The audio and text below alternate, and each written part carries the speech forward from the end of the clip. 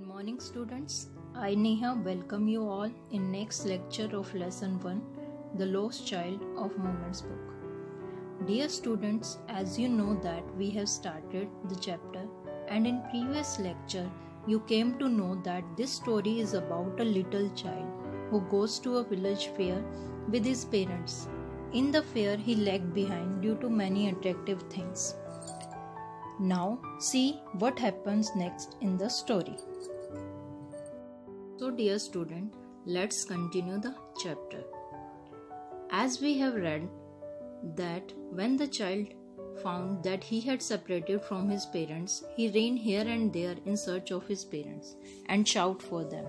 Then one man in the crowd heard his cry and lifted him up in his arms. He tried to make him comfortable by offering him ride on roundabout and took him to the place where the snake charmer still played on the flute. After that, he took him to the balloon seller also. But the child turned his eyes from them and just sobbed that he wanted only his father and mother. Now the next stanza is: the man, still trying to make the child happy, bore him to the gate where the flower seller said, "Look, can you smell those nice flowers, child? Would you like a garland to put around your neck?" The man, still trying to make him comfortable by offering him a garland, and he asked him, "Would you like a garland to put around his neck?" But the child turned his nose and sobbed in the same way that he wanted only his father and the mother.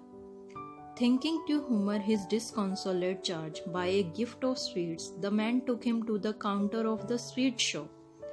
Now the man took him to the counter of the sweet shop.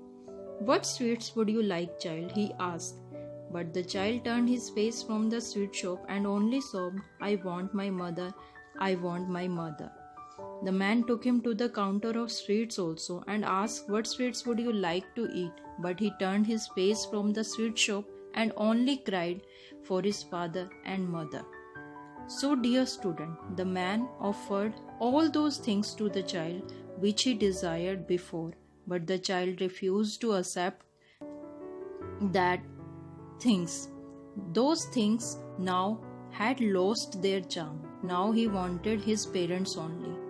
So in this chapter, in this way, the author deals with the child's psychology in a very sensitive way. So this is all about this chapter.